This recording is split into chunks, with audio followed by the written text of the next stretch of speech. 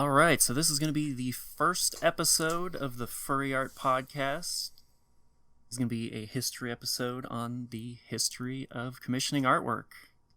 I am joined by my guest. What would you like to be going by? You can just call me Buck. Bucks. Buck. All right. Either way is fine. It's nice and simple. Yeah. So, yes, I look forward to going exploring some of the weird, wacky, and well, I guess weird is the proper word. That kind of leads us to where we are now, both in terms of furry art and just the status of the art world in general. Because, oh boy, I don't know about you, when I was looking up some of this stuff, it really raised my eyebrows about how perhaps in the grand scheme of things, furries aren't as weird as the normies like to make us out. Yeah. Yeah, it was some of the other. Yeah.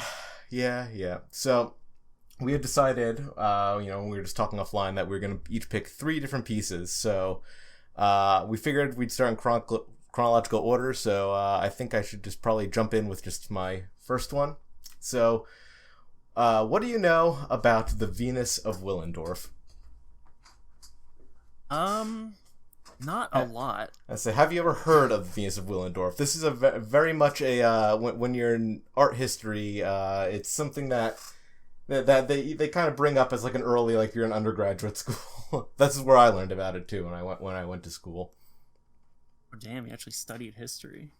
I did. I should also.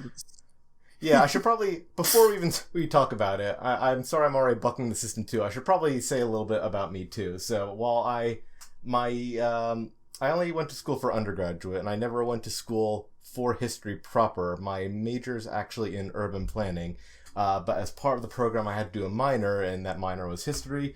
So while I'm not a historian, I would call myself a history enthusiast, I guess is the right word. I don't have any formal credits as far as like being a historian. I don't write research papers, but I do like learning about a lot of things. My profession even leads me down a lot of anthropology too. So when I was in school, one of the things I wanted to make sure I did was I took an art history course. It filled the credit, which is the most important, but it also kind of provided some anthropological stuff. So a lot of what I'm talking about, I had my learnings in that course. So that's kind of where the font of this knowledge sprung from. All right, so you actually have some actual study on art history. That's pretty cool. Just a little. I'm going to make no pretenses that I am by far an expert. Everything I say should have the massive asterisk disclaimer that history, despite what the marble statue profile pictures on Twitter would have you know, history is very dynamic. There's always ways in which history is being examined and reevaluated, and as different information is pieced together, there can be different ways that information and art and other records are interpreted. As we also learn more things, as we do archaeological studies or start to tap sources that haven't been used or have historically been ignored in the past.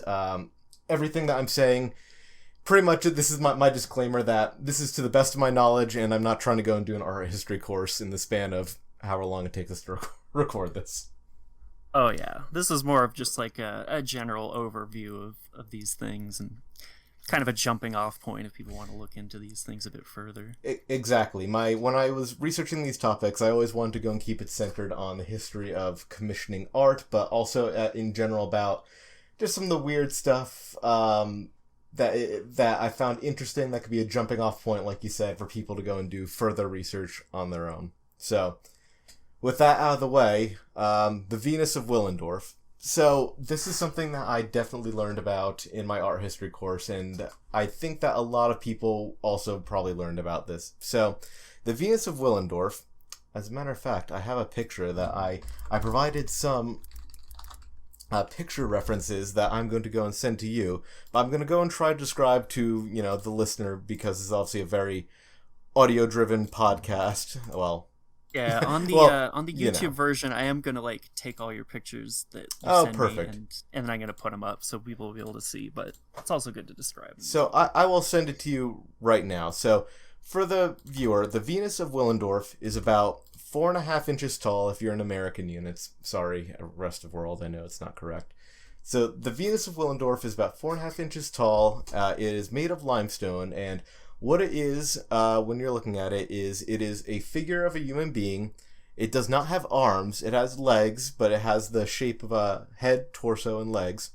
But the most apparent thing when it sticks out to you is, damn, this thing has a large stomach and breasts. Can you confirm this on your end? She is quite thick. She is extremely thick. So, this was found in Willendorf in Austria. The archaeologists estimate this is 25 to 30,000 year old, so this predates a lot of archaeological dig sites for actual city planning or city construction, formal society as we interpret it. So this predates all that, and that probably also explains its small size. That is probably something that was carried, on someone's person or with this group of people that migrated. So it's called the Venus of Willendorf, and that's a clear reference to the Greek-Roman goddess of Venus, who is a goddess of love and fertility. However, it is not entirely correct to go and call it a Venus. That the name for that goddess wouldn't come until thousands of years later. That is the name. So it's a term that's retroactively applied to this. Yes, this is what archaeologists and students and just general viewers call it because it's what we would attribute to it. But the actual people that were using this item probably would not have referred to it as Venus, considering that would not have been created yet. So it's definitely a reference, though, to its I'll call it erotic features. And one of the big things that when archaeologists discovered this is what exactly is its purpose. It is very clearly some sort of erotic or fertility item. The best guess that a lot of archaeologists and academics have put forward is that this is some sort of fertility idol. So either this is either a deity or just some sort of idol, some sort of focus of worship for fertility. This was present in a time where one of the most dangerous things that a woman could do is give birth. It probably killed both the mother and the baby very often. So this would have been something that perhaps ancient people would have sought for help or used as some sort of idol to try ward off bad spirits. We don't quite know. Obviously, this predates any sort of written record. But there are a couple of things that go and hint to us that this is a fertility idol that are relatively apparent right off the bat. We mentioned that she thick. She very thick. So this is obviously a fatter woman with very large breasts, and at a time when giving birth was very dangerous, these would have been seen as symbols of fertility, that you have fat, which means that you're well fed and taken care of. You have large breasts, which means that you can go and provide for your child. Your hips are thick, so that means that the birth will be easier, giving a birth canal. And also the lack of other features too. You'll notice that its head is covered in either hair or some sort of beads, but there's no face. And there's no face. The face is clearly not important. The features are well and truly the breasts and the stomach and the hips. Those are the main areas of this idol. So you follow me so far with this sort of argument? Absolutely. Yeah, it does seem like it's basically just any features that are indicators of fertility. Those are exaggerated, and basically everything else is either downplayed or basically just left out. Exactly. So, and it's also funny that you mentioned downplayed, because some alternative theories about this item are that this figure may have been a self-portrait. And the way that they interpret this as a self-portrait, which is that if the creator, the commissioner, whoever you want to refer to them of this piece was a woman, in an era where they didn't have mirrors, she would have had to look down at herself to go and determine her bodily features. So it goes into, and I'm not an artist, I know you're an artist, so I'll kind of leave the terminology too. If she was looking down, her perspective would have enlarged her breasts and stomach, just the way that her eyes were viewing it, her own so there'd body. Be a perspective distortion. So there would be a perspective distortion. Now, this has been pretty criticized by other people, because they're like, well, yeah, they didn't have mirrors, but they could have used water. They probably could have found ways to look at themselves. It's just an alternate theory too. Some other theories were that this could have been an educational tool. This could have, in a time when you didn't have really written medium or ways to carry a lot of paper art with you or anything convenient. Paper wouldn't even exist. This could have been used to show girls what would happen to them when they become pregnant, which is that you're going to get fatter, your breasts are going to get larger in preparation for giving birth to a child. So outside of a written word, this could have been a depiction that a priest, shaman, mother, it's whatever, could have shown girls that are reaching the age where they're ready to bear children, this is what's going to happen to you. So it's an educational tool as well. Okay. And then there's also the theory that people like kind of go into the Venus, which is this could just straight up be a sex doll. This could be a sex toy. But this could have been. I know in the furry world, there's a lot of known for a specific style of art. It's a theory that this is just straight up Stone Age pornography. In a time, like I said too, when you didn't go and have that paper or things you can carry with you, well, you got stone, so you got something.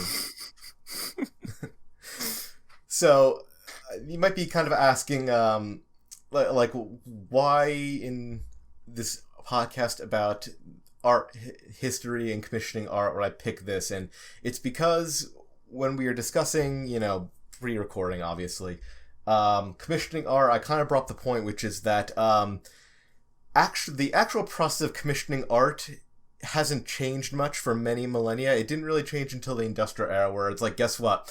In an era where survival was about working in fields, to go and farm and fish or fighting or being lumberjack, only the rich could buy art. It wasn't really accessible to the common man in ways that we think of it too. So this piece shows that there's going to be a relationship going forward between the aristocracy and particularly religious institutions and art. That the two of them are going to go hand in hand. While this piece may have been a sex doll, it probably was something to do with a Neolithic religion. This piece was probably created, commissioned, and I'm using the word commission as something like where a priest, shaman, patriarch, matriarch, whoever might have asked an artist in their group or their tribe to go and create something for this purpose. Either they had a vision that they wanted to go and create.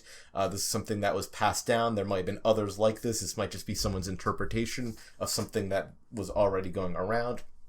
But it was something that was created for probably a religious purpose. And not only that, there's no practical survival reason for this to exist. This does not aid in hunting. It does not make you a better gatherer. It does not help fend off wild beasts. This was something that a human had to sit down when calories were at a premium at this point, when you had to fight for everything. They decided to expend the energy and time that they could go and be using doing other things to create this piece of art. And this just shows that art was so important to early humans that they took time out to make this. They were actively going and creating art, commissioning art, because they wanted to go and create something.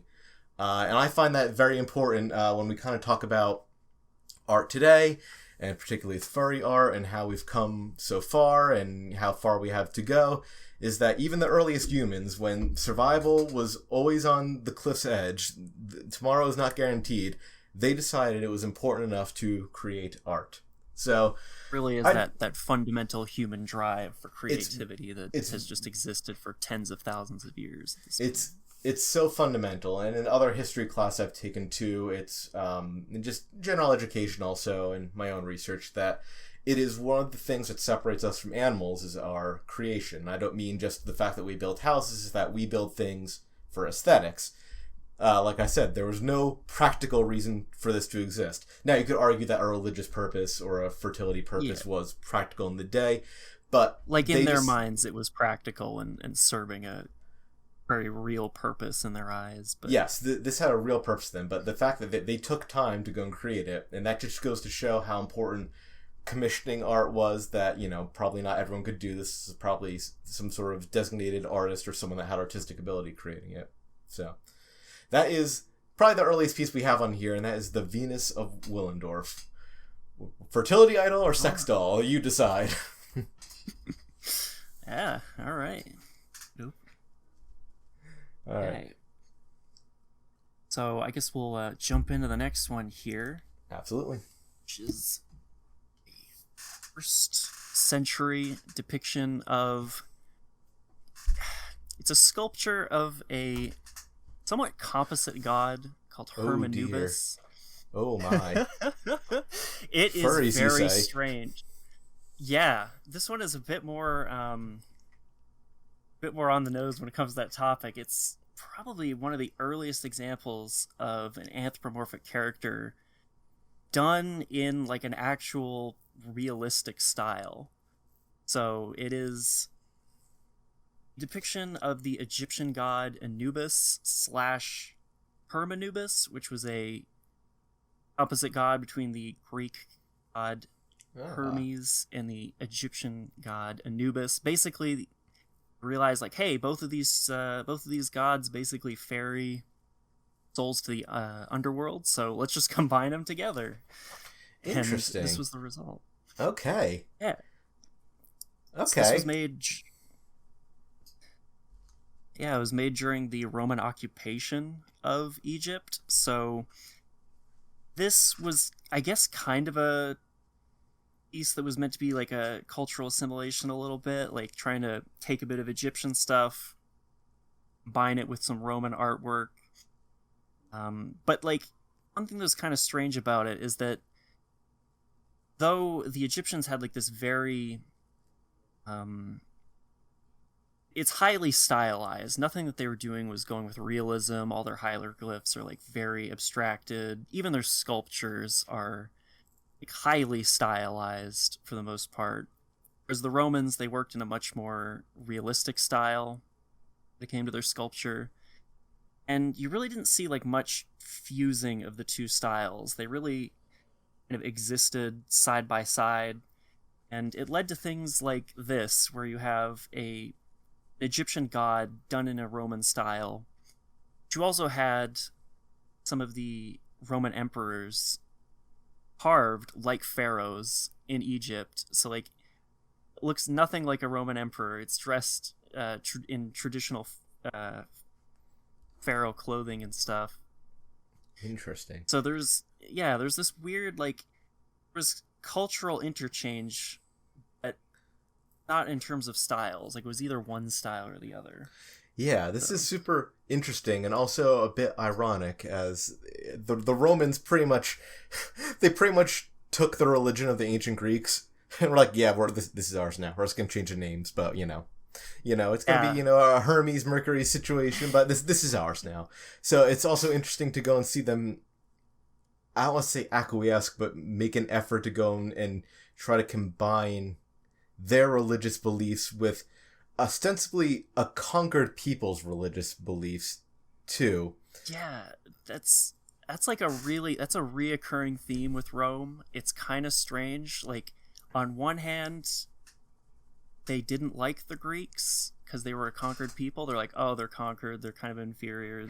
We rule over them now. Mm-hmm. At the same time, they were totally obsessed with Greek philosophy, Greek sculpture. Tons of we'd associate as classic Greek sculptures are really Roman copies of Greek sculptures that were done in bronze originally. So the Romans were just like really big into just copying everything Greek in terms of sculpture. And I guess in this case, also copying like an entire Egyptian god and just kind of like assimilating that into their culture. Yeah, that's. I mean, I know the Romans.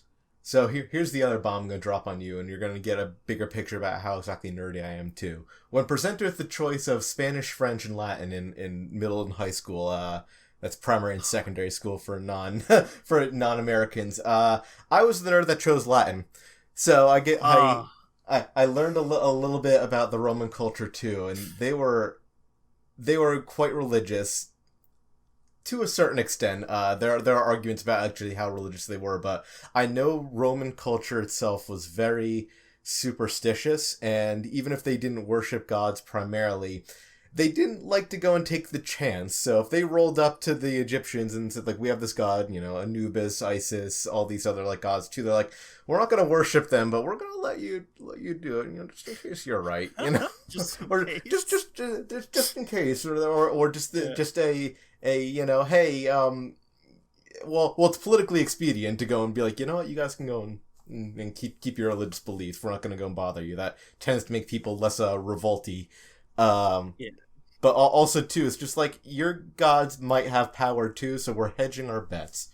So that also makes it super interesting that they would go and just be like, we're going to Kamehameha this shit. we are going to go, oh no, not Nerdcred, it's not a Kamehameha, it's the fusion dance. Oh no, I've made a terrible mistake. Please forgive me, Internet. My nerddom does not lie in Dragon Ball Z. They fusion danced a Roman god and an Egyptian god to go and create this furry. Yeah, this furry combo god. So it's also just bizarre, just like how, like, now you kind of associate religions as having, like, some canonical text, and it's pretty rigid. Like, there's some room for interpretation, but it's, like, pretty set in stone in terms of, like, the basics. Whereas at this point in history, like, just invent shit. Like, yeah, Hermanubis. Yeah. It's kind of both of them combined. Why not? Let's worship this guy. Yeah. Why not? Again, why not? This is an era where it's like, how did you learn this? It came to me in a dream. Okay, so it must be true. That's the sort of era we're living in. So, do you know, were these actively in temples, or were these, like, people's art that they kind of had, like, in a rich person's home? Was this something that someone would have, like, offered a prayer at, or some sort of gift to? I don't know if you found that in your research. I'm fascinated by it in general. Yeah, I tried to look into exactly where this was discovered and, like, what context. Unfortunately, this sculpture is kind of obscure. Was discovered just south of Rome. Oh, so it is in Rome itself. It wasn't in Egypt. Yeah, so this was actually in Italy. So that's one thing that I was wondering about. Like, is this just kind of imperial style thing that would have been in Egypt, or did it actually make it to the heart of the empire? And this was in Rome, so there was, like, an interest in importing a bit of Egyptian culture, like, directly. What you mean to tell me an empire took things from Egypt? That doesn't happen. There's definitely not artifacts that have been taken out of Egypt with dubious consent. Not once. Well, there's the obelisk in front of the St. Peter's Basilica. Was made. We're gonna talk a little bit about that in a bit. not that particularly, but we're going into that particular thing doesn't come up, but we're in the area. So, actually, I'll go and I'll say that might segue into my topic. I don't know if you had any closing remarks about this. No, that's about it. This was the one topic of mine where it's, like, so obscure that it was kind of hard to find too much. But yeah, we can. Hey, I think you've discovered something important though, which is furries now have something to shoot back at the marble statue profile pictures on Twitter. Hey, that's true. Mr. Return to Tradition. Is this the tradition you would like to return to? Yeah. Yeah. Where we just go worship your new canine deity. Yeah, come on, let's worship Hermanubis again. Oh boy. Oh dear. Okay, so to segue off of your bit, so we're going to actually be sticking in the same area of Rome, except I want to go and accelerate you forward, perhaps about 1,000 years. So, it's very apt that you mentioned Rome, religion, and marble, because I decided to go and talk a little bit about, for my next topic, the Sistine Chapel. So, why don't you tell me what you know about the Sistine Chapel? Because there's a couple things people know that I'm curious what you know about it as a baseline. I basically know it only as the place where Michelangelo he painted the ceiling, and then decades later he painted I think it's a scene of the Rapture, just this, like, gigantic mural. Well, yeah, so we're going to be talking about both of those. So, Oh, okay. so I'm very glad you mentioned that, because that is what we will be talking about. So if you want to talk about our commissions, this is, I don't want to say the commission from hell, but this is a commission that a lot of artists would have killed to go and get, but then would have immediately regretted that decision. So, Oh yeah, I kind of know a little bit about where this is going. yeah. I think the So, person who commissioned this artwork was was a real piece of work. well, they're all pieces of work. So, let me just provide a little context too. So, the Sistine Chapel hasn't always been in Rome, obviously. Following Rome's Christianization, the subsequent fall of the Roman Empire, the rise of the Papal States, which was the temporal kingdom of the Pope, and what that means pretty much is that for a span of many centuries, pretty much if you think of the boot of Italy, almost all of the center, like if you just drew a band across the center of Italy where Rome is, that land was pretty much under the direct control of the Pope. So, while they had some secular leaders that ran the day-to-day affairs, the Pope was essentially king of this area. So he was both the spiritual leader of Catholicism, and he was also the literal leader of this area of Italy, where he had final say over the affairs. That's like quite a bit different from the role that the Pope serves today, where Yes. he's basically, I guess, kind of king of Yes, Vatican City, like that tiny little micronation. But aside from that, would it surprise you to know that the idea of a papal state or the papal states has been something that has been discussed and floated as early as the 20th century? Or as late as the 20th century, I should say. That this idea that people bring forward of having a place for the Pope to rule is only died out in the past century or so, and it not to spoil later in the episode, it goes back to your old boy Mr. Bonaparte a bit. But anyway, we're not here to go and talk about the papal state. We're here to talk about the commission from hell. So, pretty much in Rome, you had St. Peter's Basilica, which is the palace of the popes. And there was pretty much a chapel that was located in the area of the basilica, and it was a chapel for the papal conclave, which is pretty much, to summarize, like the Pope's inner circle, high appointed like secular members or high ranking bishops or church officials. That was their chapel. So what we would call a Sistine Chapel was constructed between the years 1473 and 1481 AD and officially consecrated in 1483. So when a pope presides over a mass, as the Pope is also the Bishop of Rome, this is where he does it. He does it in the Sistine Chapel as his own personal chapel. He is a bishop as well as being the Pope. The chapel actually has its own choir, which a lot of religious music was commissioned specifically for this choir to go and sing.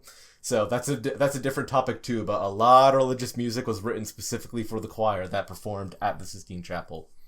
So, for those who don't know about the chapel itself, I didn't look up the exact measurements of the chapel because I didn't want to go and get bogged down in the numbers, but it is a massive rectangular building with vaulted, with barreled ceilings and lots of wall space.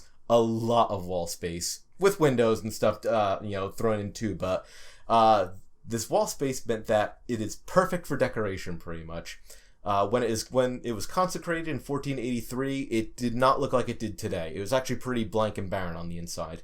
It wouldn't be until successive popes commissioned artists to go and decorate the wall that would start to go and take the form that it was today.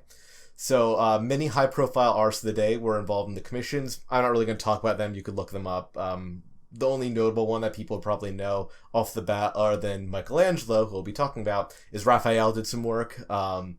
They had pretty much, if you were a high-profile artist at the time and you had done work for other people, you probably contributed in some form to decorating the Sistine Chapel. So it was a bit of a collab, but its most famous painter is Michelangelo.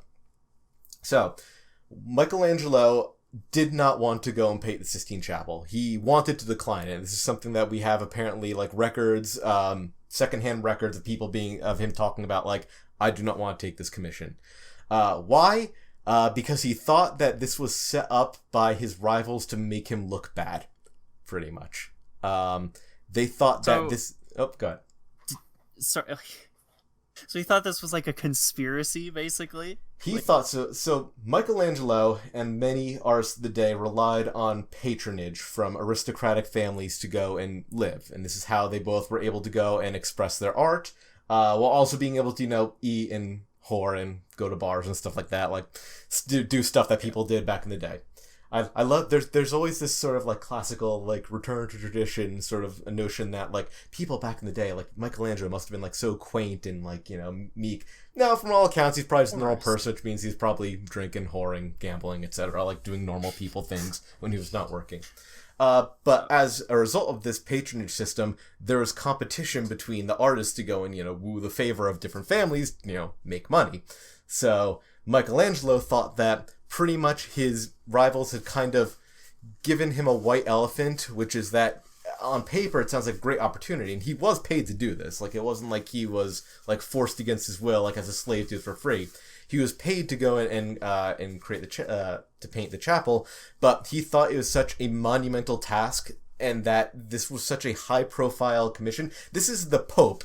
This is God's representative on Earth asking you to go and decorate his personal chapel.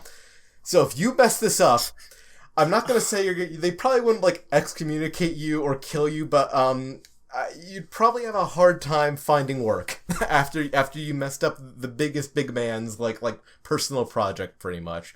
So he did not want to go and do it. This is do or die. So, however, that crazy bastard Michelangelo accepted it and created what is probably some of the most iconic images in all of Christendom today. So let's just talk a little bit about the art of the Sistine Chapel itself as you would view it today.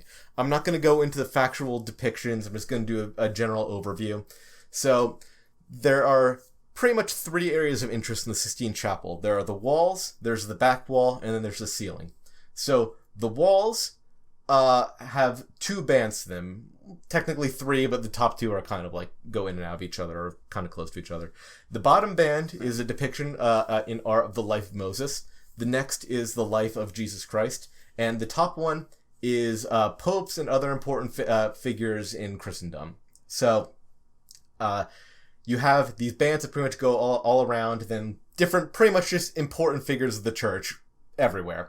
And if you've never seen the Sistine Chapel, which I should probably also drop in our Discord, you'll know that this stuff is everywhere. There's very few places that aren't painted. So this was the mother of all jobs. So I believe I just go and send you a picture of the ceiling. So it is overwhelmingly detailed. Like, as an artist, trying to imagine actually covering this much ground would just be a complete nightmare. Exactly. So these are just the walls I'm talking about, which are ordained in these stories. And then you have the ceiling. So the ceiling is a depiction of the Genesis, which is God creating the universe and specifically man. This is where the famous portrait of God reaching out to go and poke Adam's finger is from. It is one of the panels in the Sistine Chapel. So, to go and before we discuss about Michelangelo a little bit and why this was kind of the commission from hell, just a general note about the art and why it was commissioned and why it's important it's commissioned that it was. So I mentioned that the bands are the life of Moses and Jesus, as well as depictions of other important figures, and the ceiling is the Genesis. So what all of these are is a story. And this is a story at a time when a lot of people were illiterate. Now, this is where I put a big historian asterisk on the word illiterate. So historically, the word illiterate has pretty much meant someone that couldn't understand Latin or Greek. That didn't mean that they couldn't read their own local language. Like if they were from France, they would have spoken probably Occitan or some sort of like other like variant of French. Same thing in Italy, you probably would have spoken your regional sort of Italian, Old Spanish, like Germanic, whatever. Most people probably could read and somewhat write in those languages, but when people say they were illiterate, they could not read Latin. They pretty much could not read any Latin or Greek, and that made them illiterate, and that's what... So wait, basically I would be illiterate? We would all be illiterate, but by ancient standards, every single person would be illiterate. And this wasn't exactly done accidentally. When all your laws are written in Latin, and all of your religious texts are written in Latin, it creates a need for a middleman to go and interpret it for you, and they can go and put their own little spins on said interpretation of that. So, without delving into that, that's my little history asterisk note. What these do is, beyond not being able to understand Latin, if you come from the area that we would call Austria or Germany or Spain or France, and you don't even speak Italian, you can walk into the Sistine Chapel and without reading, understand the story. This is a picture book in front of you, pretty much, that goes through the beats of some of the most important moments in Christendom. We'll get to the most important part, which is the back wall, in a bit. But that's the context of also what that these paintings are being painted in, is that they're meant to go and express a story, in addition to just being fantastic works of art. I'm only showing you a picture of the ceiling in our Discord chat, but we have Michelangelo's sketches, or what we think are sketches, and there are supposed to be more. This is the pared back version. He was supposed to go and paint many more people, but he was like, fuck that. I am like there are just so many people too. And he has some neat stuff. Project kind of getting a little out of hand. Yeah, and he need to make it a little more practical. And I don't want to say he cheats because it's not the right word, but some figures, like, if you're not really an important figure, you're not getting as much detail in the face. Like, sorry. like little stuff like that. Like, you're going to be on the floor, you're looking up, you're not going to notice that, like, that person in the back doesn't really have a fully defined face. Yeah, that's one thing, like, because I've stared at that back wall picture a lot. Just looking we will at all talk the about the back before. wall. we will absolutely get into the back wall. But, like, a little note, like, a lot of the anatomy and proportions on a lot of the figures are just, like, really strange. It's a very medieval interpretation. We could go into a whole different conversation about homunculus theory, the depictions of humans, what was considered appropriate and inappropriate to draw with humans. But I'd say he did a pretty bang up job for the methods of the day. So I give a kudos to a man that's been dead for many hundreds of years. So before I talk about how Michelangelo painted it, I guess we can talk about the back wall. We've mentioned the back wall a bit. So this was all, the ceiling was commissioned and Michelangelo painted between 1508 and 1512. Michelangelo would then again be commissioned by a different pope. This would be, did I have it mentioned? No, I didn't mention the pope. It doesn't matter. It's some pope at the time. Their names all sounded like Pius and Urban and Julius and Orange Julius, whatever. He commissioned the back wall in 1535, and Michelangelo worked on it between 1535 and 1541. And this piece is called The Last Judgment, and I'm going to go and drop it in the Discord now. So, what is The Last Judgment? The Last Judgment is an apocalypse painting. So, for people listening and that don't have an audio format, the entire back wall of the Sistine Chapel is titled The Last Judgment, and is a depiction of the rapture. So, for non-Christians or people that follow Christian tradition or don't know a lot, the rapture is the Christian end of days, in which Jesus will return to earth. He will go and raise the dead, and he will save those who are worthy of saving, and those who are not worthy of saving will be damned, and it is the end of the world. It's an apocalypse piece.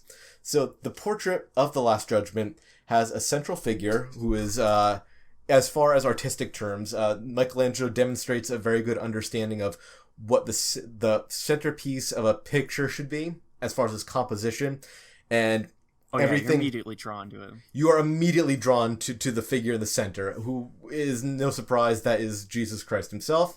He is surrounded by saints and other religious figures. The Virgin Mary is sitting next to him with a look of dismay, personal dismay, as if she is pretty much doesn't want the apocalypse to happen, but understands that it must and is happening. So the upper portraits show angels. The bottom of the picture goes and depicts, on the left side in this picture, the dead being raised and brought up to heaven by the angels.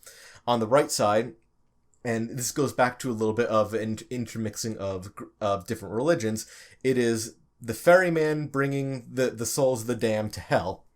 And you could see on the far right side, demons going in and preparing to judge the damned in hell. You also see portraits of angels lifting up damned souls to salvation in heaven. There's a couple little other things that are of note. So one of the most famous things in this picture that kind of freaks a lot of people out is, so I'm going to let you probably know, but I'm going to try to guide you to it. So do you see Jesus in the picture?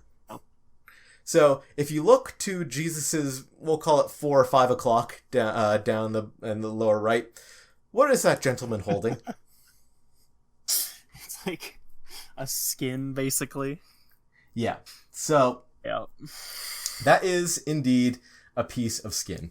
So that piece of skin is supposed to be a depiction of Saint Bartholomew, who had been skinned alive. And it's kind of like just showing that, like, even though these martyrs had suffered terribly and were, killed, that they're still being saved and still holy people.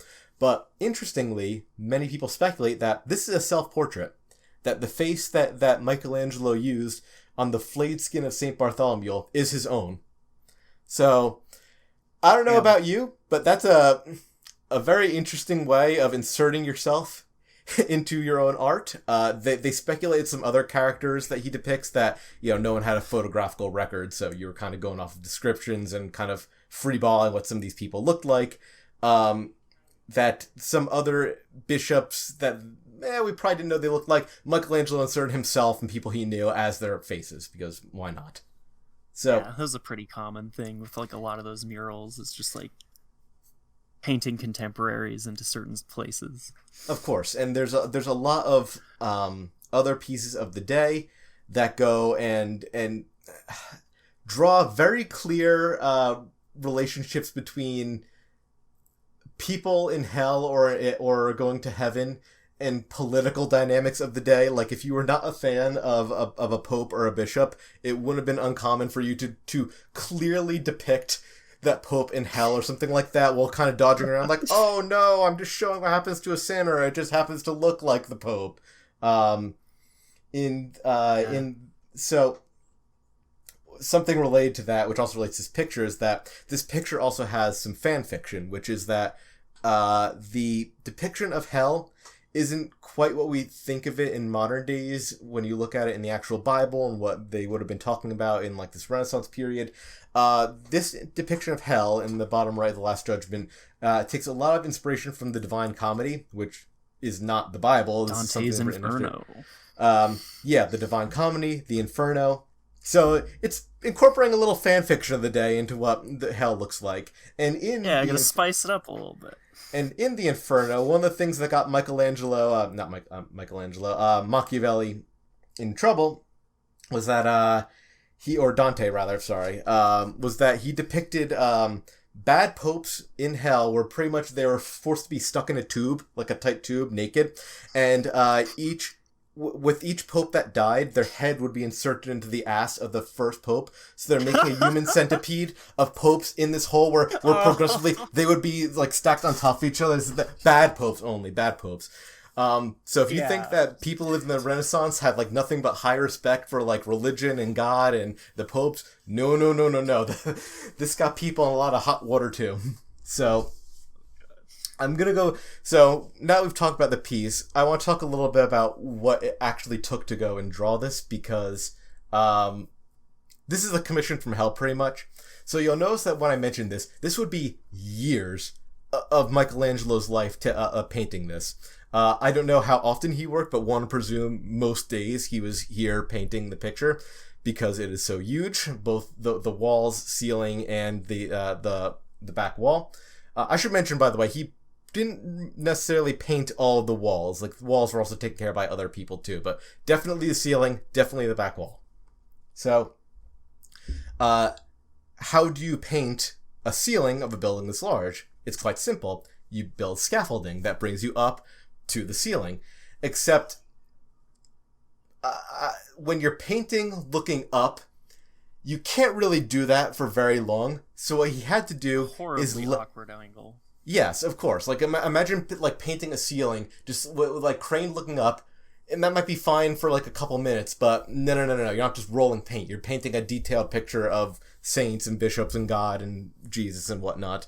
So what he had to do is he had to lay flat.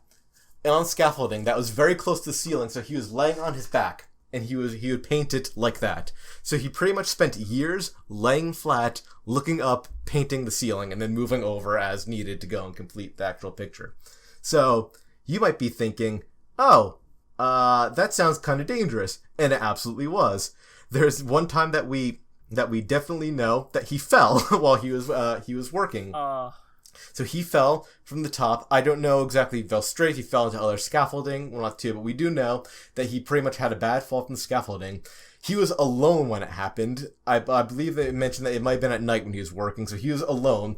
So he had to pretty much drag himself home like an injured cat and wait for a doctor to come and treat him, which back in the day probably meant, like, I don't know, sticking some leeches on him and praying and going, oh, you got too much black mucus and your humors are off. I need to go and drain some blood and go and you eat this root, please. So we know that he was taken out of commission for several weeks, and pretty much his back was shot even before the fall. Like, just laying flat on his back to go and create this piece pretty much destroyed his back, and it was so bad he even wrote a poem about it. I don't have the poem, and I don't want to go and talk about it to go and detract from the art, but this was something that he really did not want to do, and he got injured doing. So this is pretty much a grand wrap-up of the Sistine Chapel. There's so much more you could talk about it. Obviously, a lot of art history and the church are pretty intertwined. This was pretty much a commission from hell. He did not want to do it. He got paid, I think I saw somewhere that he got paid something to the effect of 3,000 ducats. I don't know the conversion was. I just know that was a fair bit of money. I also didn't get a good, like proper reading on that amount, too. So he was paid, but, you know, man fell from the ceiling of the Sistine Chapel and absolutely thought this was a political hit job to go and sabotage his career. So there we go. An example, like, just suffering for your art. He really suffered for his art. By all accounts, he was a devout Catholic, but boy, would that kind of go and alter your perception of your religion when you go and when you're going forced to go and paint this too. As a closing note, which goes back to discussions that we have today, so the back wall of the Sistine Chapel is not the original. So what I mean by that is it is mostly intact. However, when Michelangelo drew it, a lot of the figures obviously are shirtless and naked. He drew everything. Yeah. Penis, breasts, everything. It was all depicted. And he thought this was a very, this is man in his natural state. Doubly so at, the Last Judgment, the apocalypse. What more than being in your natural state would you be when it's the end of the world, and you're going to heaven. You're being presented as is. This was pretty much immediately met with, like, pearl clutching. Even when he was alive and painting it, people like bishops and other people really did not like the depiction of the nudity. So eventually they kind of won, and this still has become like a sticking point even into the modern era, specifically the Sistine Chapel.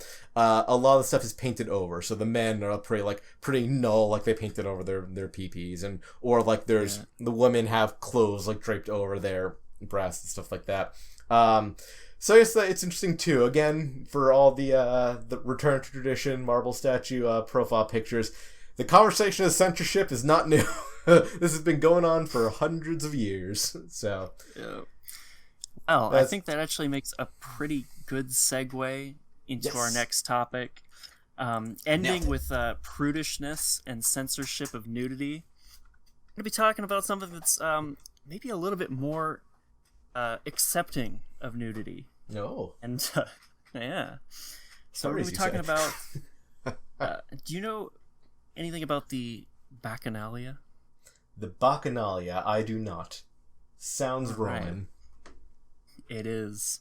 Oh, those It was Romans. a festival to basically worshiping the god Dionysus. Oh, the fun one. Bacchus, yeah. So, I'm not going to go too much into the history of the Bacchanalia because it's like this really quite a detailed topic. A lot of what we know about it is like a historian writing hundreds of years later and really like playing it up and doing a very sensationalized version. But essentially it was like a drunken orgy. That's kind. Yeah. So there was this I'm not sure, it was a really popular thing in Rome to have highly detailed sarcophagus, like, carved for you. Mm-hmm. About 10,000 of them that exist today that are intact, so there was definitely a lot more past. They're like this big industry. And basically,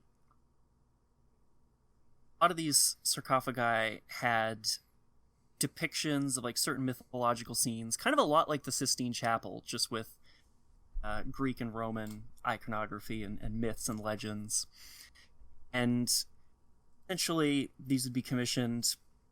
But what they would do, which was kind of strange, is coffins would start off by having the scene carved in, and they were kind of like templates. There was a lot of repeating, like carving, for example, the labors of Hercules, like some myth or legend.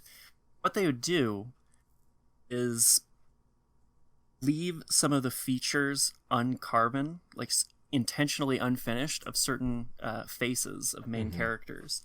So then, when a commissioner would come in, and they typically buy this before they die, so it's like have their coffin at the ready, they would then have their own features carved into like some of the main characters. So like if you wanted to be Hercules, you could have your own features. So like these coffins were essentially an ancient YCH. Just like that's such a funny yet apt way to put it. That is entirely correct. They really were. They were like template, and you can just like insert yourself. Oh my god, into the scene. That's so funny. Oh, that's so funny. And it's like, not only that, it's like your character here fan fiction. You get to be the self-insert character. You get to be Hercules. You get to be It's just. Oh, you just know there are some nobles fighting each other where it's like, oh, you went with Hercules? How cliche.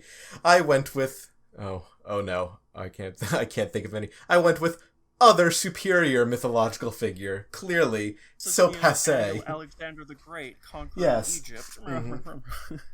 Look how big my muscles are.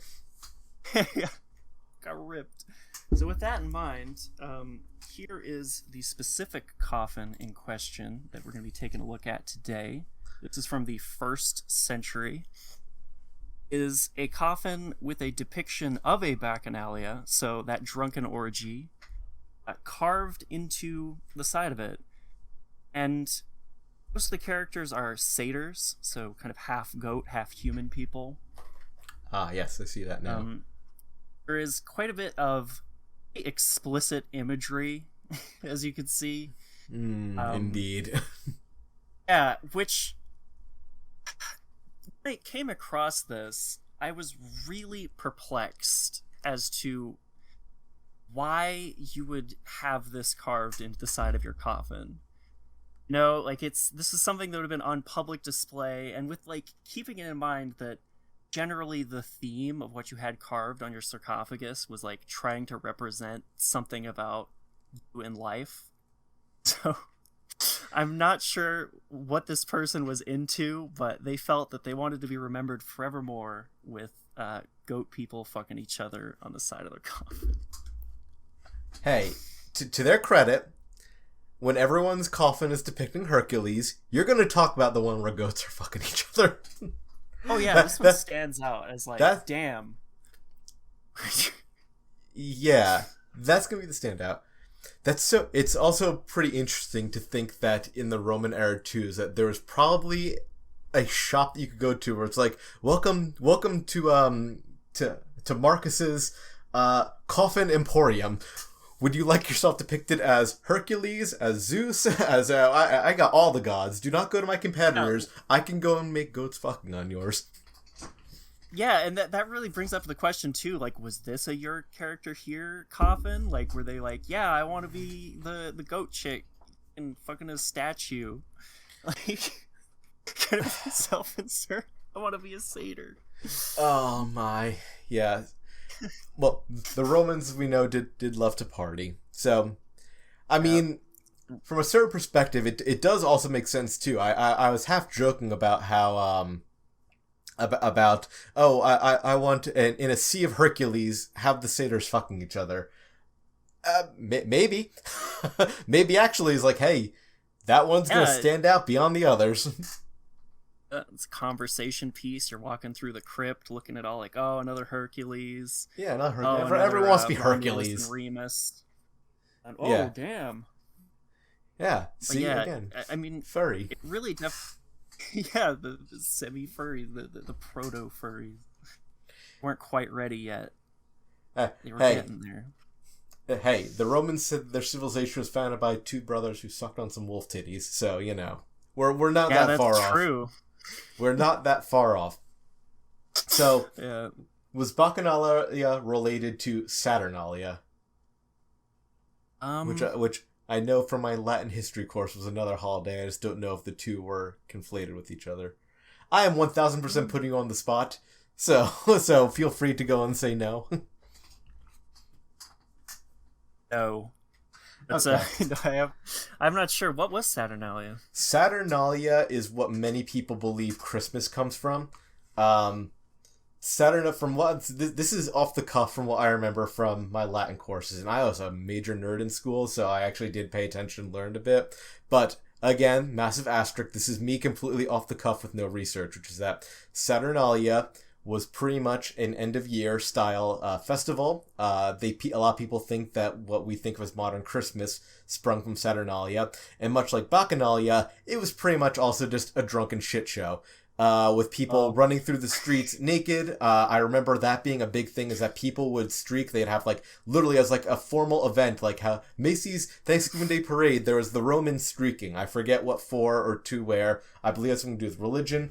I remember that there was they pretty much pick a slave to be the Saturnalia king, and he would pretty much be dressed up like a king and marched around, and he was treated lavishly and, you know, was able to go and, you know, do a bunch of stuff. But at the end of Saturnalia, he would be sacrificed. So, you know, it was a kind of like a enjoy it while it lasts sort of situation. But this kind of, a lot of scholars speculate that, again, off the cuff, no research, this is what a lot of Christmas sort of took a lot of inspiration from, as far as the location of the day and some of the traditions of feasting and visiting relatives. That's what a lot of people do in Saturnalia. And beyond that, this is also what I know for sure is why Christmas was banned in a lot of Christian places for a while. I'm taking a complete detour to go and just do a little quick thing. So, did you know that... I know you're a Canadian, I'm an American, but do you remember or ever talking about, like, the Plymouth colony? Or the Salem witch trials? Yes, a like, little bit. So, the Pilgrims were, and those for people were Puritans, and when I mean Puritans, is that they were pretty much Calvinists to the extreme. They pretty much thought that, you know, the church back in the days, lackadaisical, we need to take a hardline stance on religion, and that very much goes against, like, any sort of fun or celebration. Like, no, everything must be sad and devoted to God all the time. So pretty much just when religious fundamentalists, just religious, they were absolutely nutty fundamentalists. And when they established the Massachusetts colony, Christmas was made illegal because, they believe is related to Saturnalia, it would just be a drunken shit show in Europe when Christmas came around, where people, like, and we know too, is like, priests, bishops, like, oh, that oath of celibacy did not last on Christmas celebration. They were patronizing the local brothels. Yeah, of course, they had exemptions. And they saw that as so heretical that for a while, Christmas was illegal in the Massachusetts colony. I don't know how widespread it was, and I don't remember exactly what period it was too, but it's a little side note that these religious festivals were quite rowdy, so this does not surprise me at all that the Romans had multiple holidays where people got drunk and acted like asses and had orgies. Of course, like, they had to have more than one. It couldn't just be one. Greatest empire on earth. Yeah. That's not true, not even by a stretch. So... to go and build off myself, it's funny that I mentioned the Saturnalia king and a sacrifice, because my next topic is a bit of a wild card, and this is going to be one I have to talk through a little bit about why I picked it in relation to commissions. Aztec sacrificial altars and just general, I'm going to put a semicolon, general religious practices of the Aztec. So I will of course start with just, what do you know about the Aztec? In brief, of course. One of those things. Was Aztec central Mexico? Aztec was indeed central Mexico. Okay, yeah. And you probably, not to push you in a certain direction, you probably know about their religion, which involves human sacrifice. That's probably one of the few things that people know about the Aztec right off the cuff. Yeah, that's pretty much, the human sacrifice. Their capital is now where Mexico City used to be. Yes, absolutely. So this beyond is that, I don't. So this is something that personally irks me, is that you'll see a lot of people, and I keep trying to relate this back to Twitter and the furry space, so that's why we're here, try to go and post edgy memes. I've seen like furries posted too about how it's like, I'm sorry I brought my religion of Jesus and peace and understanding to this barbaric region where they sacrificed people and go and killed children and did all this stuff. I'm sorry I gave them the salvation of the world, and that irks me to no end, because it is a absolute preschooler understanding of religion and relationships between people. So when we started talking about doing this podcast and for this episode and what topics we were doing, I wanted to originally include more non-European style art, and I decided against it because, not that I don't think they're important, they're extremely important, but it would require a lot of groundwork to go and cover, because to talk about styles like Arabic art or Middle Eastern art as a whole, Indian art, Eastern Asian art, would require a lot of baseline knowledge or contextual understanding that I simply didn't want to go and delve into in this quick podcast where we're just kind of having fun and making dick it would be jokes tough to do to cover anything that isn't like rooted in the Western art tradition. Yeah. Then there's just so much more to unpack, because it's a completely different There's narrative. so much more. So I wanted to make sure to throw in something non-European, specifically because the Aztec, their religion, and their art came into direct conflict with the Europeans. Everything that we know is pretty much secondhand, done by priests, like Spanish priests that even gave a shit to write down what the native people were saying. Pretty much, if they weren't going and praising Jesus, their religion was oppressed. So there was not a lot of written directly by the Aztec that survived. So we have two main sources. One is stuff written after the fact by priests and other interested parties, and two is the art and buildings that they left behind. So I want to talk a little bit about, before we get into the specific art, the Aztec as a people. So the Aztec are actually a relatively, in the grand scheme of things, young civilization. So the city of Tenochtitlan, which I believe I'm trying to pronounce correctly, is located on what is now Mexico City, was founded in the year 1325 AD. Or, I'm saying AD as an asterisk. I really should say CE to kind of remove the Anno Domini Christian spin on it. But they're the same, so it's 1325 CE. Which is pretty late when you kind of think about other sort of Mesoamerican and New World civilizations and people that have been around for thousands of years. Now, this isn't to say that people haven't inhabited the area before then.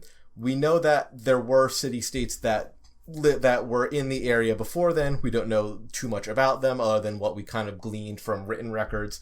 But we know people have inhabited the area, but the Aztec people moved into the area, and their city was founded in 1325. And for reference, Oxford University was founded and was teaching students as early as 1096 CE. So it is actually, in the grand scheme, pretty young. Yeah, you wouldn't think of the Aztecs as being like contemporary with their founding being contemporary with like medieval Europe, but absolutely not. I also chose the subject specifically because a lot of what I was talking about was also happening when the Sistine Chapel was being painted. The two are happening at the same time, pretty much. Just obviously on different sides of the world with different events and different interpretations, obviously. So, another interesting note is that the Aztec we know the Aztec have a long-lasting cultural impact, not only for what people think of them as barbaric cannibal savages, but they also inspired the Mexican flag. So I don't have it prepared, but I'm going to go and send you a link to the Mexican flag. So the Mexican flag is a tricolor flag with this weird thing in the middle. And I want you to go and tell me what you are looking at when I go and send you this picture of the Mexican flag. Right. I hope it flag. looks. I have no idea. Okay, so this is an eagle attacking a snake while standing on a cactus. Yeah, that is exactly right. Yeah, no, you nailed it. That is exactly what it is. And what this comes from is that the Aztec had a founding myth, which is that when their people were migrating through the area, that the gods would go and tell them that they would find a place to build their city when they saw an eagle eating a serpent while sitting on a cactus. And that place was in Tenochtitlan, which is what we now call Mexico City. So that literally got inspired them to go and put it on their flag. The capital of their nation is also where the Aztecs founded their their priests were saying like, this is where you'll found a great empire. So they're kind of like borrowing like, see, a great empire was founded in Mexico. So, I love that. It's such a specific bit of imagery. Yes, that's why the flag. That's why the Mexican flag is so weird. Is that's what it's referring to. This is literally on the modern flag of Mexico. Helps break up the tricolor a bit too from other countries that have the tricolor. So the Aztec themselves were what we would call a city-state confederation. So they had, obviously, Tenochtitlan was what we'd call the capital city, is like the central city. But they had other cities and settlements that were ancillary, but kind of had degrees of autonomy. They're more of a confederation, federation of city-states that had a language in common and a religion. So their religion could be referred to as, I believe this word is pronounced Teotl. It's Teotl. It gets conflated a bit with the word Nahuatl, which is what their language was called. So the two are pretty conflated to be the same thing. But these city-states share the same culture and religion. And that's why we kind of think of them as one empire, pretty much, even though that wouldn't have been the word that they used and probably is a bit different on the ground. So the Aztec people were polytheists. So they believed in a pantheon of gods, much like the Romans and Greeks did. So they're also most famous for, as we mentioned, their human sacrifices. So I should point out that the Aztec were not the first nor the only ones to do human sacrifice in the New World. As a matter of fact, by all accounts, pretty much, yeah, the Inca practiced it too. Pretty much every religion and people in Central America practiced some form of human sacrifice. So they were not the first, and they were not the only. As a matter of fact, the Maya, which predate the Aztec, and especially the Olmec too, but they predate them by hundreds of years. For like a comparison, the Maya were to the Aztec as the ancient Greeks were to the Romans, is a good way of thinking about it. Okay, so kind of a precursor civilization. Yeah, so it's a precursor. So there also might have been a little bit of that cultural borrowing, same as the Greeks, the Romans did to the Greeks, where it's like, we're going to just yoink these parts of the religion that we like and we want to go and include too. So, and I mentioned that too, which is because one of the themes I'm also going to talk about is how the Aztec are pretty much a parallel to European empires. People think they're so different, but they actually are structured and operate very similarly in a way that a lot of people get uncomfortable when you kind of point out similarity because of the whole human sacrifice stuff. For those that don't know, we're going to talk a bit more as this too, which is that the Aztec did sacrifice for blood, and for those who are not Christian or don't really know a lot about Christianity, the salvation of mankind through Jesus' blood is a central theme in a lot of Christian religions. So you have parallels between blood in religion. You have a hierarchical societies where you had aristocracy, a priest class that performed a bunch of stuff that like peasants weren't allowed to go and do. You had workers and city-state confederations. So they were pretty much, as much as people think of them as barbaric savages, that's a very very bad and uninformed way look at them, and B, they were pretty much in parallel with the European contemporaries in a lot of ways that make people a little uncomfortable or refuse to acknowledge. So they already had a pretty complex social structure going on, and they did full-fledged civilization. This was, and I cannot stress enough, this was a full-fledged civilization where they had their own beliefs, culture, religion, language, all in this grand empire that stretches across what we call Mexico. So one of the founding principles of the Aztec, I'll call them empire, even though again that it's not quite right. That one of the common threads of the Aztec Empire was the religion. It was central to their government and their beliefs. And specifically, the Aztec viewed their religion, which is that the world was made, and everything that happened in the world, including the creation of man, the plants, the animals, everything, was because of the sacrifice of the gods. So, I don't mean metaphorical, I mean like the gods actually killed themselves, like to go and ensure humanity and the world were created. As a matter of fact, I think I noted it, which is that that the Aztecs' creation myth is that they were created from the one of the creation myths is that humanity was created from the blood of the penis of Quetzalcoatl. So hot. And that other gods offered their blood to go and help create humanity. So blood is a central part of their religion. So this leads into the human sacrifice. The Aztec did not view human sacrifice as something to be done with barbaric grief for no reason. For them, this was a matter of life or death. The way they viewed the universe was that blood and sustaining the gods through blood was necessary for the universe to exist. If you want the sun to keep rising, if you want the tide to keep coming in and out, if you want your crops to grow, babies to keep being born, you need to go and help give the gods sustenance in the form of blood. The human sacrifice is pretty much a debt payment to the god for their sacrifice to create humans and for the continuing nourishment in the world. So they pretty much viewed sacrifice as a central portion of their religion. So before we get into the human sacrifice too, they did also sacrifice art. So people could go and create art, and I couldn't really find very specific examples, but art that could be sacrificed by buried under the pyramids. So they also viewed things like art as essential to be created specifically for sacrifice. So they thought that even the gods needed art to go and like as part of like their sustenance, or that it would some way help the gods. They didn't all stuck with that.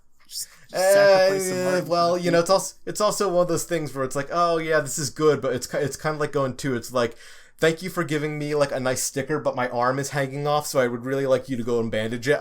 That seems to be how it was too, where it's like, this art's nice and I appreciate it, thank you humans, but if you do not give me some blood, the universe literally will end, including me. So, you know, let's get on that.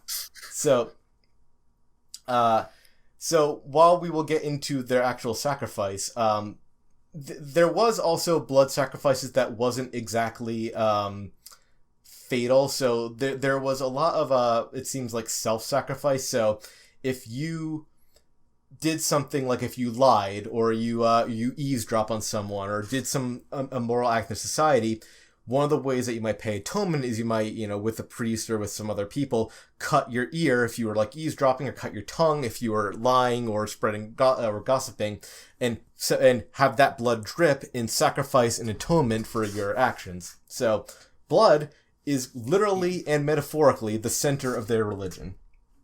And I do want to read it too. This wasn't like some sort of grand, like, we love showering in blood and eating it too. It's like they earnestly believed that the universe would end if they did not do these religious practices. So I just dropped a lot on you. Yeah, no pressure. You kind of following this a little bit? Yeah, I think I... So one of the other things that comes up with the human sacrifice is, well, who do you sacrifice? Well, in a lot of societies, you don't want to sacrifice your own people. That's not really, you know, the best. You want to sacrifice others. So the Aztec practiced I'm going to call this art a little bit because it goes more into martial arts. It's not exactly commissioning art, but I consider this a form of art too. The Aztec practiced something called the Flower Wars. Now, there's probably a reason why they're called the Flower Wars. I couldn't really find it. I didn't drill too deep into the actual definition. It probably had something to do with the perennial nature of some flowers, but the Flower Wars were ritual wars. Now, when I say a ritual war, I mean that this is not a war of conquest or politics like what we traditionally think of wars. This, when these ancient peoples, especially Mesoamericans, went to war for conquest or political gain, they had no problem, shooting arrows at each other and, resorting to sieges, like what you think of like a conventional war. These were not those sort of conventional wars. Warriors were expected to engage in close combat, specifically to injure enemies and capture them alive. So the Aztecs created a club lined with obsidian, and this obsidian club was made with the intent to go and injure the enemy. I apologize, I'm tripping my words. I want to go and send you a picture of this because it's a little bit of a nasty piece of business. So where the Aztecs lived was a, like Mexico City's in the caldera volcano. So there's a lot of obsidian in our volcanic glass that they would go and file down into these sharp points to make that thing swords. Brutal. It is brutal. So to those that are listening, it's pretty much like a cricket bat, except on the flat side you stuck a bunch of stone razor blades, pretty much. Oh, and God. So what Aztec warriors would try to do is they would try to engage an enemy and specifically try to cut their tendons or just kind of injure them so that they couldn't run away and capture them. So you wanted them... Basically a hunt. Yes, it was pretty much a hunt. This was specifically to capture warriors, priests, and other important people alive. Very importantly, they wanted them alive. As a matter of fact, you were not punished, but it was seen as being dishonorable to kill people during a flower war. And you were especially a young warrior, you could win a lot of notoriety, honor, be promoted more to different I'll call them ranks, but given more seniority and deference. If you captured high ranking people or captured a lot of captives, that was a lot of social and religious clout that you can go and bring. So the people that participated in the Flower Wars were really vehemently no, we got to go and do this. So this was also a war that had martial art, where this was warriors showing off their skill in combat, how much they knew their martial arts to go and capture an enemy alive. This is also a religious activity, and if you died in a flower war, it is considered a great honor, and is seen as more honorable when an Aztec warrior died in a flower war than if they just died in a normal actual war. And they had their own artisanal weapons, and I'm gonna go and try to pronounce this word about what the obsidian club that they probably decorated and is in the chat is called Macuatl. I cannot pronounce that, but that is what it's called. I'm calling it an obsidian sword, even though it is not an obsidian, even though it's not a traditional sword. So, what would happen to these captives when they were captured? Well, they were pretty much captured to go and be the human sacrifices. So, this is where I also put an asterisk, where not all sacrifices were captives. Sometimes they could be Aztecs, sometimes they could already be captured slaves, sometimes when the Aztecs played their ball game, which I didn't drill into, but they had this ball game that if you were the losing team, your captain or your whole team could be sacrificed if you lost. So it was some high stakes. This was some high stakes sporting. So pretty much, what the Aztec would do is they had a couple ways of doing things, and I'm going to go and send you some pictures now too that I'll kind of touch on. So the Aztec had a couple different ways of sacrificing people, and one of the things that they could do is, much like Saturnalia, they would go and dress up people as depictions of their gods, and they would pretty much go and do a ritual ceremony showing the creation of the universe. The gods sacrificed to go and create humanity. They would literally have a slave or someone designated as a sacrifice dress up as a god, sacrificed, and that would literally be a show of how they believed the world and the Aztec were created. So, much like Saturnalia, these people were the king shit when they were there too. People treated them and gave them reverence as if they were actual gods. So these people would literally be like celebrities. They would go and bless babies. They would be called in to settle disputes, like legal and religious disputes. They were given like lavish food and clothing. This was commissioned art, pretty much, to go and make costumes too, like to make them dress Wait a up. minute. So it'd be like person. So I understand this correctly. Yes. These people would go out in a flower war with these obsidian clubs. Correct. And, like, hack at someone's legs. They can't run away. Yes. From an enemy tribe or whatever. Then this person who's just been, like, attacked by a bunch of people with clubs and dragged off to the Aztec. Yeah, wherever. There's a bunch settlement. of cities. Yeah. Yeah. Then, like, basically treated like a god and actually, like, administrating things, like settling disputes, and just, like, suddenly put into this role. Not all of them. This wasn't every single one, and it wouldn't have necessarily always been like someone captured in the flower war. It could have been a slave that's been around for a long time, or it could have been some other Aztec individual. Okay. I'm sure some were too. This is to also say too is that the people that they were going and capturing were also aware of this religious thing, and it was seen as a degree of honorable to die in a sacrifice. Obviously, I'm sure they would prefer to keep living in someone else's sacrifice, but they were relatively, like, they had similar religious beliefs, so they kind of knew what was going on. The concept of sacrificing people to the gods would not have been entirely foreign to them. Again, I'm sure they wished it wasn't them that were being sacrificed, but they kind of also, they knew a little bit, like, this wouldn't have been a completely foreign concept to them. And as such, maybe some of them would, like, especially, like, higher ups, because what I didn't mention before is that the Aztecs also believed that not all blood is equal.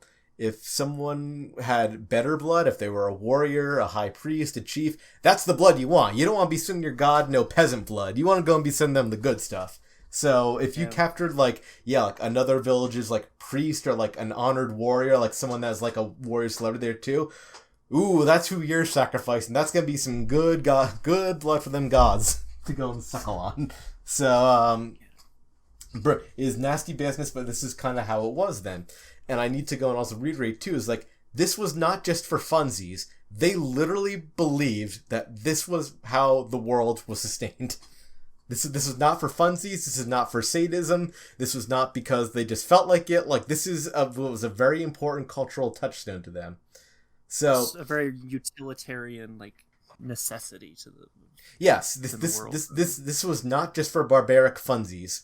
So what we do know too is that I sent you some pictures that you probably can't put on YouTube, especially the one with the stone depicting Aztec sacrifices. So there are different manners that sacrifices took place, but the most common one was at the top of the temple in Tenochtitlan, and they had this massive altar. And this massive altar that I sent to you, I'm specifically talking about the one that looks like a circle, was for heart sacrifices and pretty much, like, throat cutting. So there's a big trench that's running down the center of that altar, and that's to let the blood flow pretty much out. The blood would literally be flowing down onto the off the altar, onto the pyramid, and that was where they, believed that it was being given to the gods for sustenance.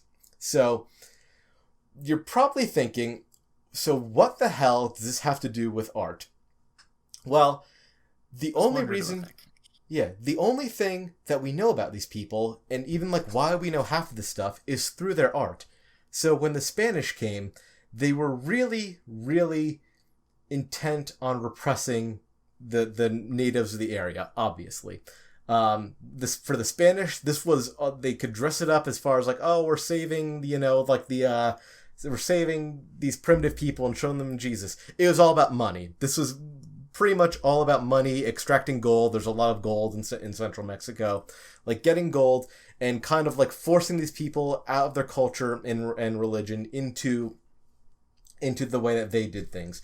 And the Aztec were pretty much wiped out by not only disease, but then being conquered and overworked by the Spanish. So if you didn't die from that, your culture was kind of eradicated through just being dispersed so much that kind of got just faded out into the other, like, tapestry of culture in the area.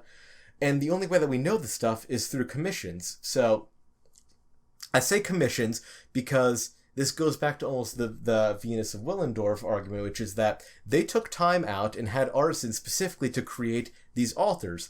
The altar that I'm showing you, the round one, not so much the exact stone one, wasn't just a blank stone. This was covered in depictions of their gods, of notable people, of scenes of conquest or from scenes from their mythology, all beautifully done to go and tell a story and to go and show people why they're doing what they're doing.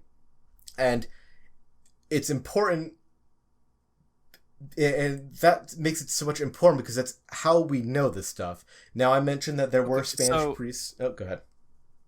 I was going to say, so, like, basically this whole tradition of the flower wars and kind of how these sacrifices went down, a lot of this is being derived from the sculptures on the sacrificial altar itself, or not necessarily on the altar itself. I'm using the altar as a focusing stone, but on their pyramids. So these sacrifices often took place, especially in Tenochtitlan, on top of massive pyramids, which were covered in art. And a lot of that art's been destroyed over the years, but pretty much it's, other than what Spanish priests and monks were writing down after the fact, which, not to downplay, we do know a lot through what they wrote down by talking to some of the surviving Aztec, but we pick up a lot of their culture, their beliefs, like all this stuff about the flower wars, supplementary to the written stuff that the Spanish wrote down, was doing these archaeological digs to find these art pieces that go and depicted these things. And it also gives us a bit of an insight into their culture too. What they would have looked like, what their gods would have looked like, what these sort of figures and battles and what daily life and their religion looked like, supplemented the written word by having these arts, this art depicted on the altars, in the pyramids, and in other artifacts found too. And I'm calling this commissioned art because this was art commissioned by the state, much like how the Sistine Chapel is commissioned by the Pope. They hired artisans and artists to go and depict these things. This wasn't done, just by Joe Schmo. These were artists of the day that were going in and carving the stuff into the stone. I've never sculpted before, but... Yeah. Sorry, go ahead. Well, I was just going to say, these... all of this stuff, none of it is personal work by some specific artist. All of it would have been commissioned and part of a larger project. Now, I'm sure a historian might be able to dig in to find notable Aztec, but as far as my just kind of research went, we don't know a lot because the Spanish didn't give two shits, and they actually had an active interest in trying to eradicate this stuff, to try to assimilate the Aztec into their culture so they can go and exploit them pretty much. Most of the Aztec would be dead by disease anyway, so that made their job so much easier to go and just repress and destroy their art. So this art is extremely important to try to understand them too. And it kind of also gives a different context to what we view as this barbaric act of human sacrifice and ritual war was art to them. It's just a different sort of macabre art, but it was art. This was the way that the priests sacrificed these victims was a form of art to them that was passed down generation to generation by, the next school of priests that were brought up to go and do this. There's an art form to how you cut out a heart, pretty much. There's an art form to the altar that you go and create. Hell, the way they even got the victims for the flower wars is a type of martial art in itself. Yeah, so it's intensely rooted in these traditions that would be passed down. So that's pretty much my two cents on this. This was arguably my most tenuous grasp to commissioned art. I wanted to throw in something that was not Eurocentric, and I thought this would be a good interesting topic because, human sacrifice and sort of like exotic practice. But I also find that when people talk about art history and commissioning of art, this is also why it's important, is we would not know half the stuff we knew about these people without finding these artifacts and being able to interpret it in addition to the written stuff that survives. Art gives you almost like the Sistine Chapel. You don't need to go and be able to read Waddle to go and understand what's happening when you kind of look at this art. You might not know who the people are, what exactly is happening per se, but you could glean who the important figures are, kind of what's happening by looking at these stone carvings, because that's what they wanted to do, is art that's meant to go and convey a message and a story to the masses. So that's pretty much my bit on art and human sacrifice in Mesoamerica. All right.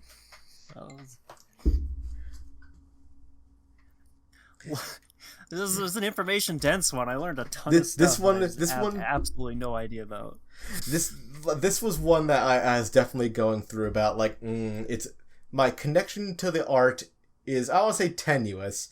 There's some art stuff there, but this is definitely not when you think of like, oh, Sistine Chapel, Michelangelo. This is kind of art in like a very capital A broad sense. But I figured it's important to bring up.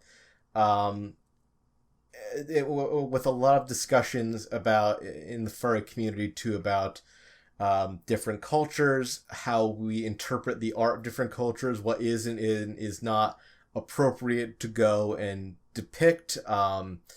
Would would this sort of Aztec art be acceptable to go and for someone in modern day to draw? These are questions that I don't have, but I do like it as connecting to the field of commissioning and furry art as cultural interpretations and misinterpretations of art by people who seemingly are so exotic to what you know, and how that can kind of, be useful. And then, unfortunately, as we see with furries, can also be subverted and be not very nice. Right. Well, for this next one, we're going to be heading back to Europe. I didn't even think about this, but all three of mine are European.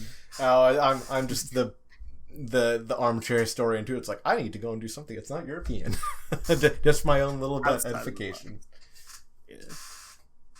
For this last one, this one's probably the most directly talking about commissions, and a specific commission go into. But this is also going to be from the artist's perspective a little bit. Ooh. So we're going to be talking about an artist, a French artist named Jacques Louis David. He was the French royal court painter to Louis XVI, and also the court painter to Napoleon.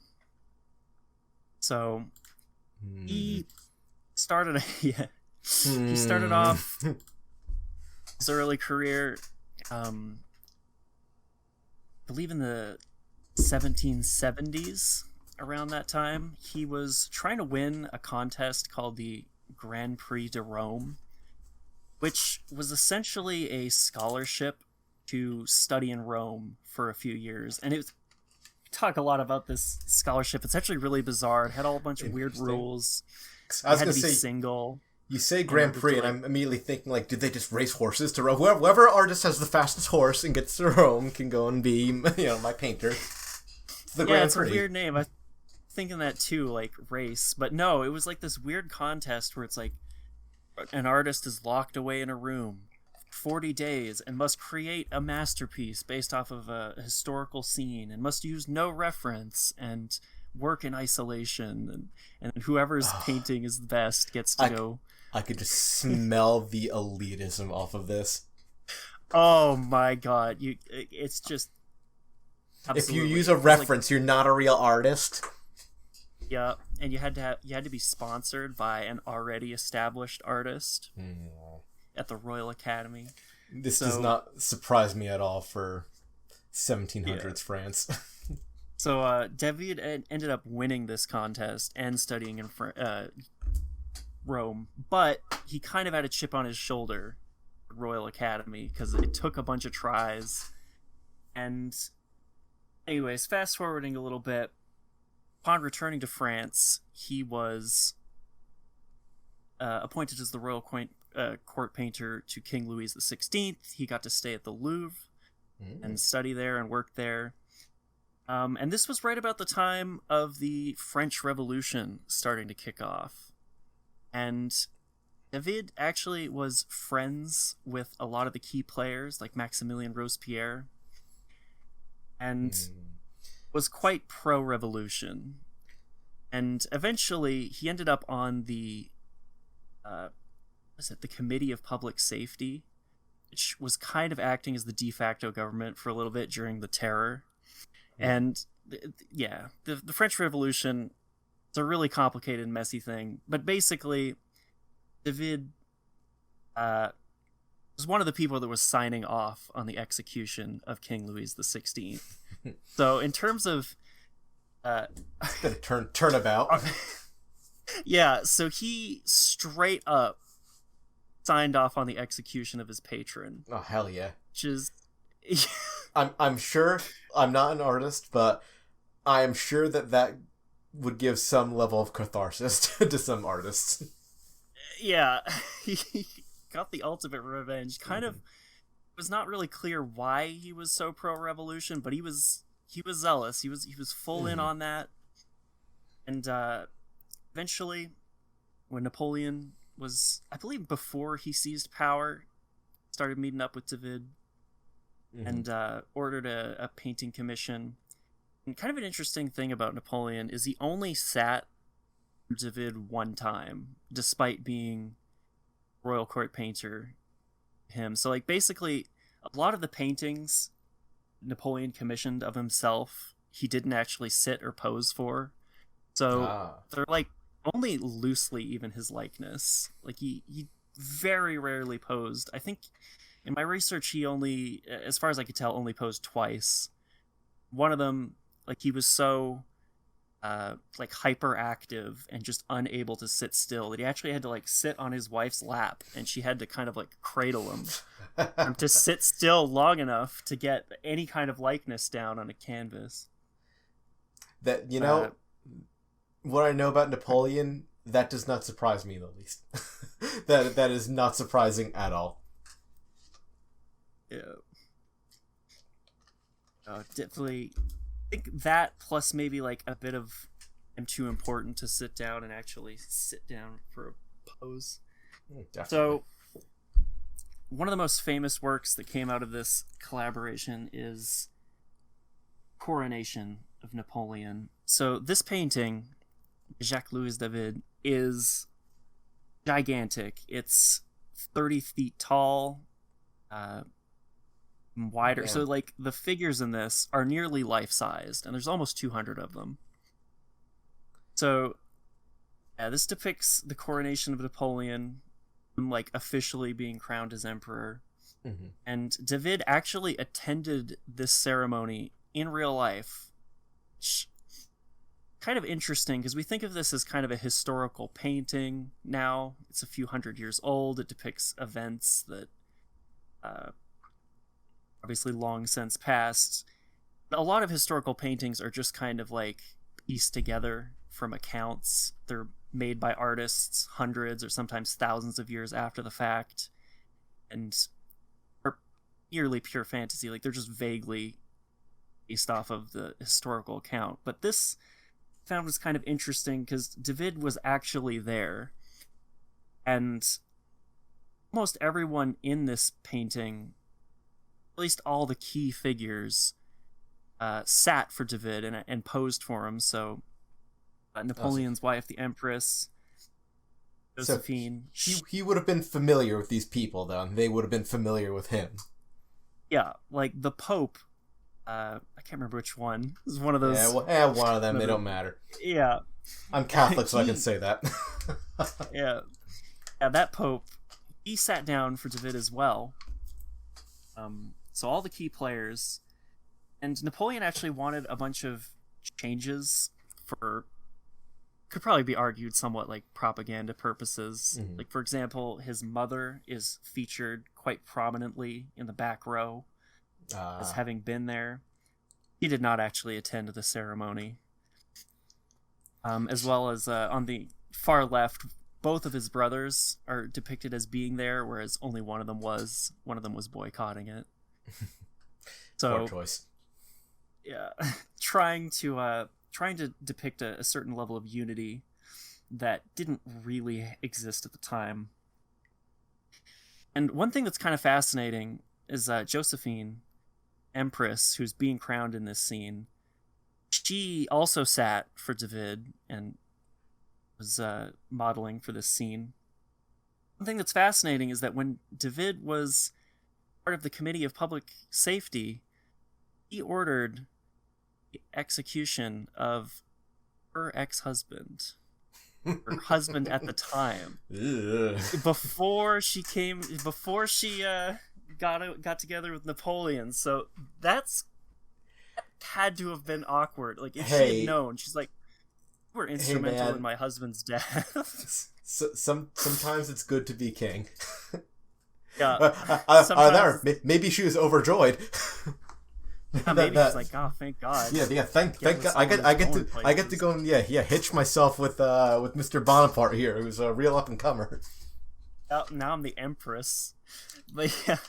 So it's not really clear what the dynamic between that, but I just thought that was fascinating. Like, that's got such a pass being like exceptionally good painter. Later on. This is an astounding piece, by the way, and I not to cut you off too, and like for a viewer at home too. If to the scale that you're saying too, this rivals like Sistine Chapel as far as the amount of figures, the detail. I can see there's a bishop in the background that's holding the cross. Like, his cloak looks immaculate, like with all like the proper patterns on it. Like the cape that the Empress is wearing in Napoleon, the backs of the nobles on the right side, like all this cloth too, which again, not an artist, but I know that cloth is a bit tricky. Not only that, but he's painting art of art, because I see there's the marbles on the right side and the tabernacle behind the, or not tabernacle, the religious, I'm a bad Catholic, the stuff that you'd find the altar behind the popes, the wall behind them. All the stuff depicted too looks amazing. Oh yeah, it's an absolute masterpiece. It's probably one of his most famous paintings. And amazingly enough, though, I was looking into it. This Napoleon paid him 24,000 francs in 1808 or something. Mm-hmm. And as far as I could tell, it was hard to get the exact conversions right, but that translates to roughly $150,000 American in today's money. I think he got ripped off. Yeah, I was about to say that is a shockingly small amount of money. I mean, this painting at 30 feet tall, it would have cost tens of thousands of dollars just in paint and canvas. Well, when the big man tells you to do something, I guess you don't really have room for argument. Yeah, I don't think David was in a position to negotiate too much. I would love to go and see David handing him like a furry ref sheet where it's like, well, this is the baseline price. And if you want to add a character, it's going to be $25 for extra characters, $75 for a full body. Complicated background goes and Let's set the ref sheet. Napoleon's like, all right, look, there's going to be about 150 guests in attendance. Or Napoleon goes like, it's my birthday. Can you please do this as a request? Yeah, how about it's my birthday soon. Live. Do you do requests?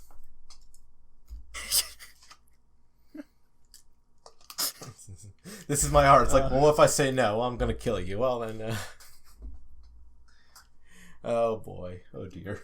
Yeah. But. Oh yeah, this was one of, and this is another thing that it was kind of surprising because. Kind of associate Napoleon with like propaganda art and stuff. Mm-hmm. Oh, very much so. Yeah, he absolutely did. But like, as far as I can tell, he only personally commissioned 4 pieces of art. Mm-hmm. So many of the other depictions of Napoleon are things that other people commissioned of him. like they weren't his like a lot of the portraits and stuff were either commissioned during his lifetime as kind of like fan art. Like, I like Napoleon, I just want like a painting of him. They'd commissioned David to do that. He did like a couple private commissions of Napoleon, just painting him basically from memory as well, because like Napoleon wasn't sitting or posing for any of them. So he would go and take other clients too, outside of just being the designated corporate. Okay. Yeah, like for example, with this coronation painting, the moment it was finished, an American businessman was like, "I want a copy of this." Like, just an exact copy of this by David. And he started on it right away. He's like, sure, yeah, I'll just paint this again from memory. Oh, jeez. Hey, I mean, I guess in the day when there's no internet and your choices are to get drunk or read a book, painting a massive picture for several months probably doesn't seem like the worst thing to do. I mean, this commission took years, though. Like, it was an extremely, excruciatingly slow process. David himself didn't actually let go of the painting until, I believe, after Napoleon was already ousted from power. So I'm not sure if Napoleon ever personally had this painting in his collection to just like show people. But so, yeah, where's this displayed? Sorry. Oh, where was this displayed at the time? I don't know if you mentioned it's not with him. Believe it must have been at David's studio, as far as I can tell. So it wasn't even really used for its intended purpose, which really, I'm sure was to be in like Palace of Versailles or something. Yeah, this is also propaganda max. So do you actually know about what happened about a minute before this painting, like in the events of this painting, what happened? Yeah, so the coronation, not to jump ahead. Originally the Pope was meant to put the crown on Napoleon's head, and he just kind of snatched it from the Pope. Absolutely, put it on his own head, just as like a fuck you, being like, this is where the power is. Bitch. Oh yeah, that's a massive propaganda. He does not need the sanction of the church to rule. He rules himself by his own means. That's a power move right there, and that's like absolutely. An incredible like amount of ego to have that, where he invites the Pope just to fuck with him. Yeah, why not? Yeah, and then amazingly enough, though, like after this coronation happened, the Pope himself, he was like, "All right, I guess I'll still pose for this." I mean, to put it in the geopolitical context too, there wasn't much they could do otherwise. Pretty much by this point that the Pope's power derived from like the authority of the French as far as like matters of like military and political concerns. So you kind of had to go and eat the ship, as it were.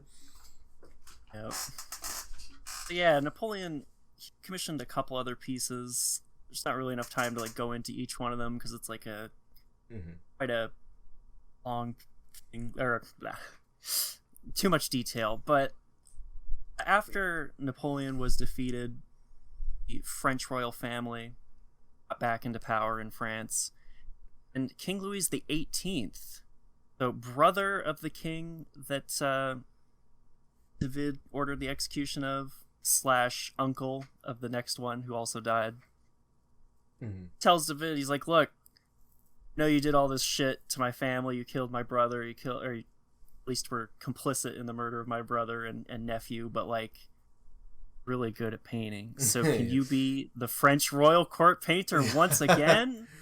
And he was like, no, you're just that good. Yeah, he got this pass. He did all the he fucked with some extremely powerful people and just totally gets away with it because he's just so damn good at painting. So he's like, no, I'm not doing that. You're just gonna be exiled in some other country. So ended up doing that.